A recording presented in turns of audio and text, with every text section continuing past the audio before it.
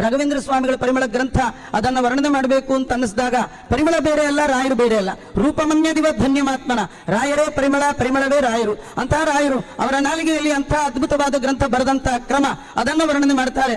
ದೇವಲೋಕದ ಬ್ರಹ್ಮದೇವರ ಪತ್ನಿಯಾದ ಸರಸ್ವತಿ ದೇವಿಯರಿಗೆ ಒಮ್ಮೆ ನರ್ತನ ಮಾಡಬೇಕು ಅಂತ ಅನ್ನಿಸ್ತಂತೆ. ಚೇತನಮಯವಾದ ರಂಗಮಂದಿರ ಯಾವ್ದಾದ್ರು ಇದೆಯಾ ಅಂತ ನೋಡಿದ್ಲು, ದೇವಲೋಕದಲ್ಲಿ ಕಾಣ್ಲಿಲ್ಲ. ಭೂಲೋಕದಲ್ಲಿ ನೋಡಿದ್ರಾಗ ರಾಯರ ನಾಲಿಗೆ ಕಂಡತಂತೆ. ಹಾಗಾದ್ರೆ ಈ ನಾಲಿಗೆ ಮೇಲೆ ಡ್ಯಾನ್ಸ್ ಮಾಡ್ಬೇಕು. ರಾಯರ ಖಾಲಿ ನಾಲಿಗೆ, ಶುದ್ಧ ನಾಲಿಗೆ, ಪರಿಶುದ್ಧ ನಾಲಿಗೆ, ಯಾವಾಗ್ಲೂ ಭಗವಂತನ ಸ್ಮರಣೆ ಮಾಡಿ ಮಾಡಿ ಮಾಡಿ ಮೈ ಮಾತು ಮನಸ್ಸು ತ್ರಿಕರಣಗಳು ಪವಿತ್ರಗೊಂಡಂತಹ ಮೈ ಕೈ ಮಾತು, ಅಂತಹ ನಾಲಿಗೆ. ಸರಸ್ವತಿ ದೇವಿ ಆ ರಾಯರ ನಾಲಿಗೆಯ ಮೇಲೆ ನರ್ತನ ಮಾಡ್ತಾಳೆ.